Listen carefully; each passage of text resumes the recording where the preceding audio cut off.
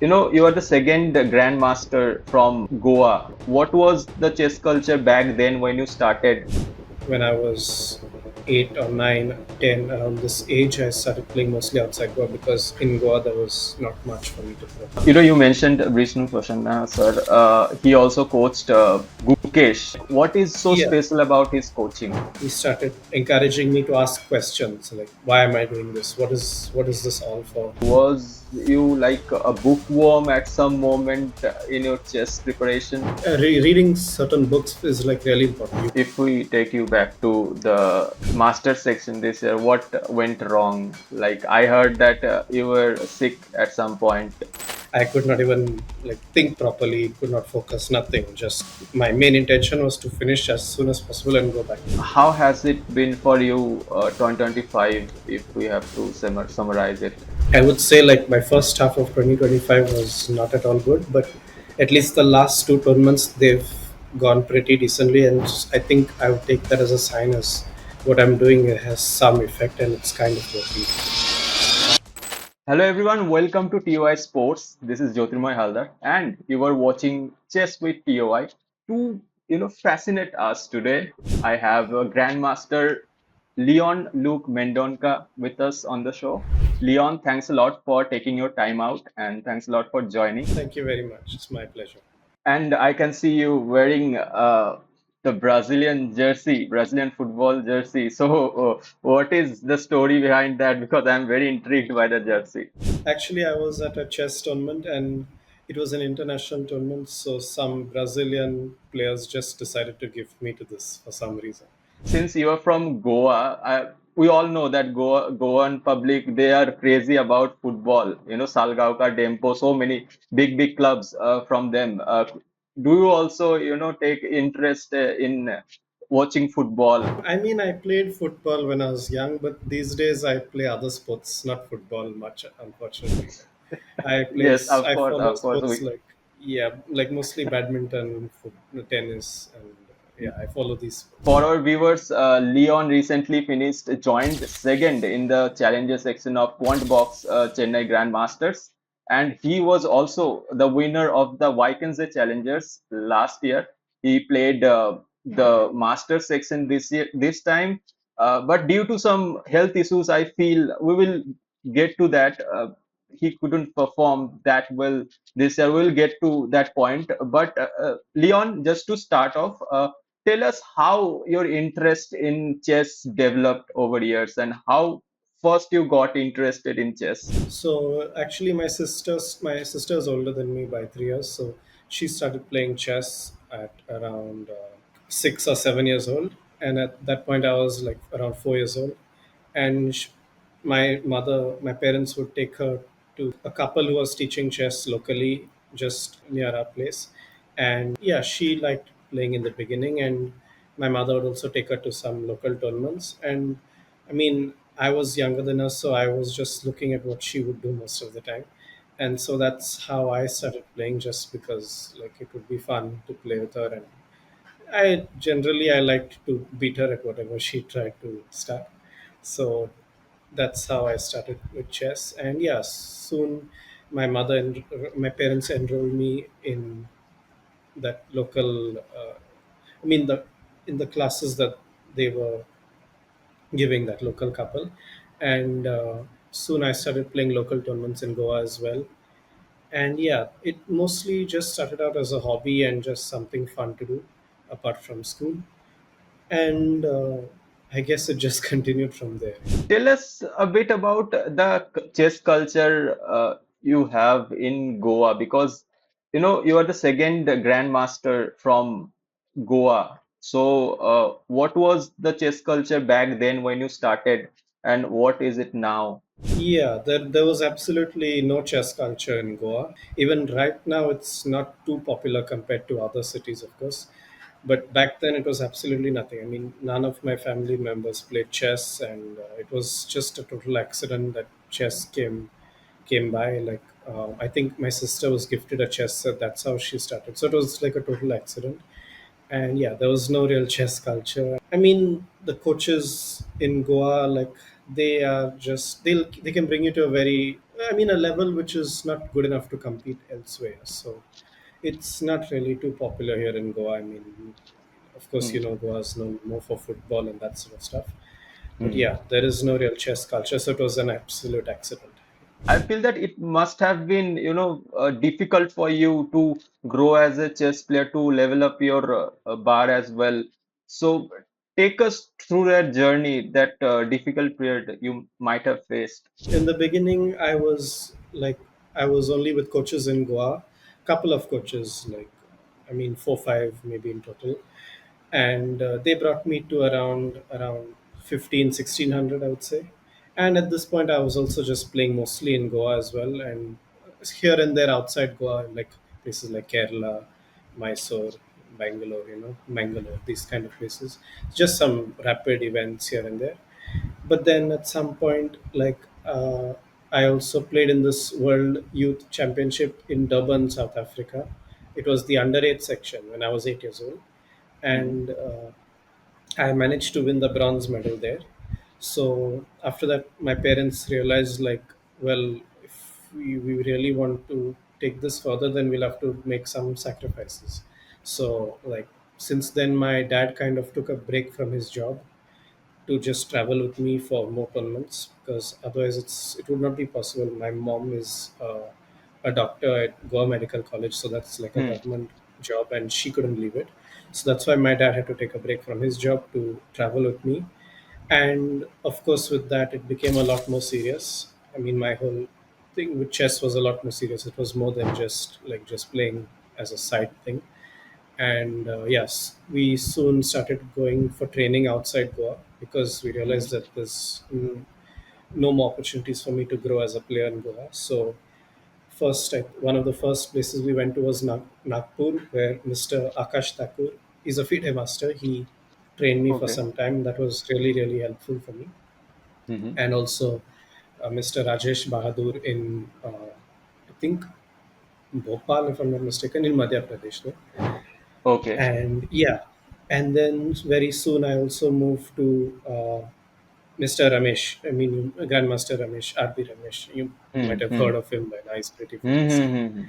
Hmm. Hmm. So, but yeah, back then I was like around 16, 1700, and he was mostly just teaching. Like, he had this academy, and it was not as global as it is right now. It was mostly for his players in Chennai. And I was pretty much the only outsider, like the non-Chennaiite over there. And yeah, it would sometimes just stay there for, like, I don't know, 15, 20 days, sometimes even a month, just attending all the classes. And it was very nice of him to even take me in one of the higher groups, because my dad requested, like, can you put me in the higher group, not because he had many groups of coaching, so he put me in the higher group. And yeah, I was with RB Ramesh for a long time, till about he got me like till about 2200, 2300, which was already quite strong. Yeah. And then after that, like, at some point I was pretty stagnant in my chess, and like I was not able to improve, and I had certain problems which I needed to fix. So that's when, like, my parents decided to make the decision to switch to Grandmaster Vishnu Prasanna. You might be knowing him as well. I mean, he's one of the best coaches, I think. And his approach was quite unconventional, and I think that helped me solve many of the problems I was facing at that time, at that level of 22, 2300 rating. And yeah, I was with Vishnu sir until he brought me basically till 2600, till where I am. And nowadays I mostly work on my own, or just like take private training camps from time to time with a certain player, but with a certain GM, but like nothing regular. So I'm mostly working on my own, and also of course online group trainings. But yeah, this has been my journey with coaching and training. And well, outside Goa, I would say I started training and playing outside Goa like at around when I was 8 or 9, 10, around this age. I started playing mostly outside Goa, because in Goa there was not much for me to play. You mentioned Vishnu Prasanna, sir. He also coached Gukesh, if I'm not wrong. You Yes. also mentioned that his unconventional style of coaching. So, could you please focus a bit more on that part. How is it, unconventional for you? Like, what is so Yeah, special about his coaching? with the previous coaches that I was under, it was mostly just chess training, like improving my game in general, just Hmm. chess in general. But he introduced me to other factors like mindset and philosophy about chess. Like he started Okay. encouraging me to ask questions like, why am I doing this? What is this all for? And like I think if you don't have these questions in your mind, then there's no point. You're just like living and playing aimlessly. So I think that was the most important takeaway for me under him. Like he encouraged me to ask a lot of questions, and also he introduced a lot of philosophy in my thinking, which I had never encountered before. And I remember, like in the beginning, in the first few sessions that I had with him, it was very strange. I didn't know like what was he even teaching me at that point, but slowly, Okay. gradually, it sunk in, and like I started. It was more of a philosophical approach to generally ask questions and just study the game for what it is instead of focusing on I have to improve on this to get this result. I have to work on that to improve in that and get on that result, which is good. But also you need to at some point you need to have your philosophy of something. So that's Mm-hmm. what he introduced it. And also, we sometimes see that grandmasters, they ha had to read a lot of theories and philosophies, all of that through books. Like reading a lot of books is also part of that, grind. So, how was it for you? Was you like a bookworm at some moment in your chess preparation? How was it Mm, for you? I don't think I've read like too many books, but I've read a couple and I still read. I have plenty of books here, but I Mhm. don't like I read from time to time, of course. Even right now I'm reading, but I wouldn't say I was like too like voracious about it to like read like a madman or something. I mean, um, Okay. but yeah, I think in general having knowledge about certain like reading certain books is like really important. You can't just only learn through the computer, I feel like, because we're not Mm-hmm. machines. After all, we need to understand the game from a human perspective. So although some people say like people nowadays can just learn solely from the computer, but I feel like some books are definitely required and necessary. So yeah, reading books has definitely helped me, and I think almost everyone. Could you please suggest some book for someone who might be, intending to become a GM someday, or maybe reach that IM spot, or maybe level up their game? Could you have Mm, any suggestion? like it depends. So if you're starting out like basic tactics, checkmates, stuff like that, I would say. But like if you're already trying to become a GM or IM, like the good books that like the really good books that made an impression on me were like Gelfand's books, first of all, Positional Decision Making by Boris Gelfand, and Dynamic Decision Making as well. They're a bit of a high level, but like it's really useful, this sort of stuff. And yeah, and mostly some positional books. Like, okay, of course, everyone knows Jacob Agad's books. They're quite useful if you're like an intermediate player going to be. Right? Jacob Agad, Mark Dvoretsky's is like written some 5, 10 books, maybe I don't know, but all of them are really really useful. Like, do chess players like to read about like not autobiographies only, like accounts of the previous grandmasters or the previous world champions? I would say first of all, the people who read them, it depends from generation to generation. Like these people nowadays, people of my generation and younger than me, they're not too interested in this sort of stuff. But people of the older generation, they know a lot more, yeah, for sure. And whether it's useful or not, I don't know. It's debatable. But it's if you have some spare time, it's nice to have some sort of knowledge. Now, let us take you to back to the Vikings Challengers last season. You won the uh, Challengers title there. How was it for you? How big was it for you in regards to your career? Yeah, that was probably one of my most important. victories, like at that time at least, because it gave me a chance to qualify for the Tata Steel Masters, which I played this year, which was my first like super tournament with the world's best pretty much. And yeah, winning that was extremely useful. That event itself was really tough because I was seeded, I think, seventh or eighth in the beginning out of 14 players. So it was already quite strong and many strong grandmasters there as well. It was first of all a nice experience playing against those players in the first place because I qualified for the main event this year. And yeah, it was definitely my most important victory, I would say, so far. If we take you back to the master section this year, what went wrong? Like I heard that you were sick at some point. Yeah, that was quite unfortunate because I played the first game normally. Although I lost the first game, it was pretty normal. But after the first game, like I was totally gone. Like usually, I don't fall sick like often at all. But Vaikanse is known for like having terrible weather and almost like many people just fall sick there for no reason. And yeah, unfortunately, I was a victim as well this year.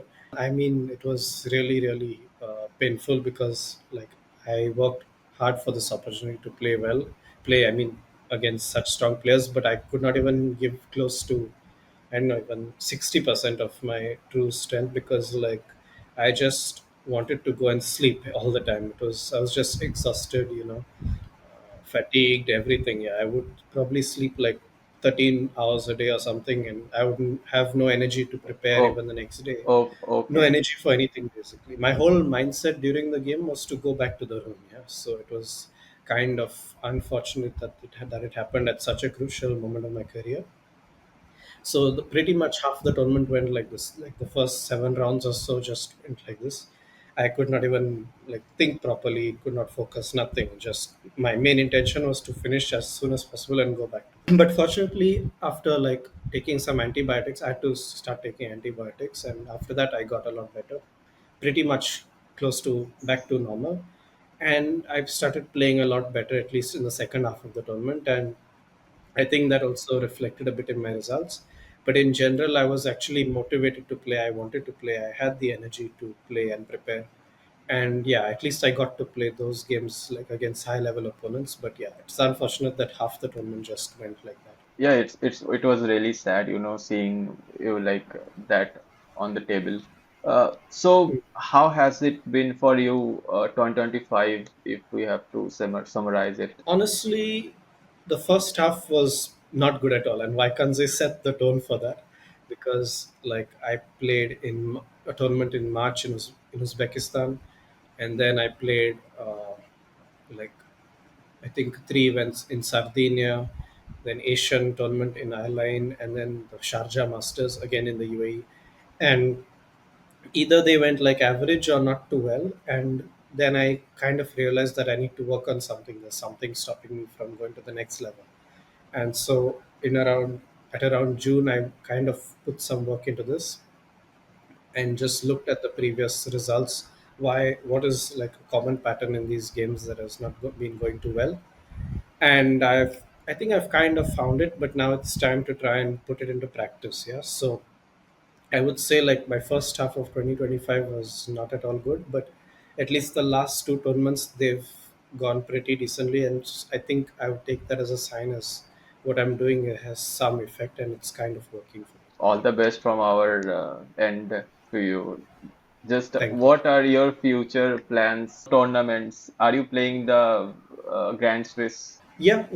Actually, I'm playing the Fujairah Superstars event, and Okay. soon after that, the Grand Swiss. Okay. So how has been the preparation for the Swiss? Honestly, I didn't do anything special. I just prepared like normal because I've been playing quite a lot of tournaments. Like in July, I played Benasque in Spain. Then I played in Aix-en-Provence in France. And then soon after that, I had Hmm. just like about 1 week in between to Chennai. And now again, I have like just 1 week again and now Fujairah. So I've been playing quite a few tournaments continuously. So in general, I've just been trying to fix some opening repertoire stuff from the previous tournaments and take rest and just try to be, you know, ready for the next event. So I haven't been doing too much chess preparation, but mostly mentally just trying to be in a good state. I just have a couple of more questions. I won't bother you Yeah, very yeah, sure, further. sure. So the next question is, if someone wants to become an IM or a GM, so from a young age, what should they do? Could you please summarize it? Like, how should they, uh, you know, go forward with each process? Well, a lot of factors first of all have to go your way. Like, um, okay, also your it depends mostly on your parents as well because they play a huge role. Like how supporting they are, whether they are. Because my parents, for example, they took a lot of sacrifices for this, and it's not at all easy from their perspective as well. Because I told you, like my dad left his job. Yeah, this is not at all a trivial decision, and it takes a lot of foresight and planning and whatever.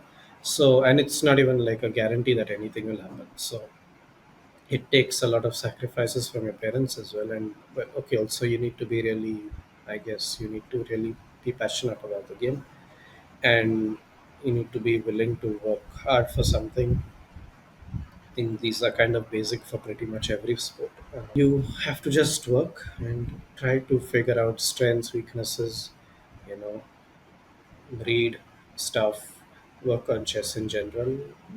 It's not too difficult. There's so much information nowadays. Thanks a lot, Leon, for joining us, and it was pleasure talking to you. Getting to know so much about chess, and all the best for your upcoming tournaments, and also for the Grand Swiss. I know the candidate spots are so important for you guys. Uh, the top level grandmasters, and also for our viewers. Thanks a lot for watching.